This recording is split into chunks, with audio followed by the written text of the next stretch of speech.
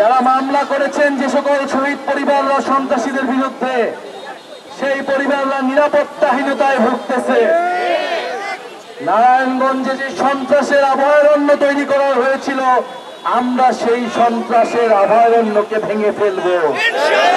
জাতীয় নাগরিক পার্টির যারা নারী নেত্রী রয়েছে, তাদের বাসায় গিয়ে গিয়ে হুমকি দিচ্ছে সন্ত্রাসীরা। আমরা কি কোনো হুমকিতে ভয় পাই? আমাদের বোনেরা কি ভয় পায়? আমরা কখনো ভয় পেয়েছি? ভয় পাইনি, ভয় পাবো না। সংগ্রামী নারায়ণগঞ্জবাসী, নারায়ণগঞ্জকে পরিবারতন্ত্র, মাফিয়াতন্ত্র, গডফাদার তন্ত্র থেকে মুক্ত করতে হবে। জনতার নারায়ণগঞ্জ গড়ে তুলতে হবে। আমরা জানি নারায়ণগঞ্জ শ্রম, শিল্প এবং সংগ্রামের নগরী। গণ অভ্যুত্থানে আমরা দেখেছি নারায়ণগঞ্জ কিভাবে প্রতিরোধ করে তুলেছিল। নারায়ণগঞ্জ থেকে যাত্রাবাড়ি শরীরাখড়া ঢাকার প্রবেশ মুখে কোন সন্ত্রাসী আওয়ামী ফ্যাসিস্টরা ঢুকতে পারেনি। নারায়ণগঞ্জবাসী বুকের রক্ত দিয়ে প্রতিরোধ তৈরি করেছিল, ঢাকাবাসীকে রক্ষা করেছিল।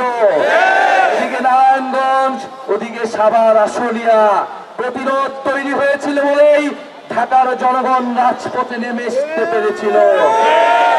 আমরা সেই নারায়ণগঞ্জের ইতিহাসকে শ্রদ্ধা করি। গণ অভ্যুত্থানের ইতিহাসে নারায়ণগঞ্জের নাম স্বর্ণাক্ষরে লেখা থাকবে। এই নারায়ণগঞ্জের মাটিতে 56 জন শহীদ হয়েছে। আমরা সে সকল শহীদদের শ্রদ্ধার সাথে স্মরণ করি, তাদের রুহের মাগফিরাত কামনা করি, আমাদের আহত ভাইদের সুস্থতা কামনা করি। প্রিয় নারায়ণগঞ্জবাসী, আজকে কত তারিখ? 18ই জুলাই। আমরা ভুলি নাই 18ই জুলাই। কমপ্লিট শাটডাউনের প্রথম দিন ছিল 18ই জুলাই।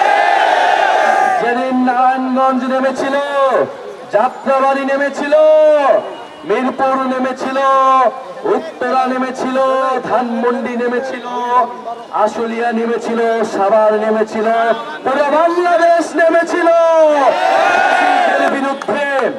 কিন্তু বিশেষভাবে নেমেছিল যাদেরকে আমরা শ্রদ্ধার সাথে স্মরণ করতে চাই, আমাদের বেসরকারি বিশ্ববিদ্যালয়ে। আজকে বেসরকারি বিশ্ববিদ্যালয় প্রতিরোধ দিবস। যখন পাবলিক বিশ্ববিদ্যালয়গুলো 17ই জুলাই বন্ধ করে দেওয়া হয়েছিল, পুলিশ দিয়ে স্টুডেন্টদেরকে বের করে দেওয়া হয়েছিল, আমরা কমপ্লিট শাটডাউন ঘোষণা করেছিলাম। সেই কমপ্লিট শাটডাউনে প্রাইভেট বিশ্ববিদ্যালয় সহ পুরো বাংলাদেশের ছাত্র সমাজ, সাধারণ মানুষ নেমে এসে গণপ্রতিরোধ তৈরি করেছিল। আজকে ফারহান ফায়াজ আপনাদের নারায়ণগঞ্জের মাটিতেই শায়িত আছে, সেই ফারহান ফায়াজের মৃত্যু দিবস।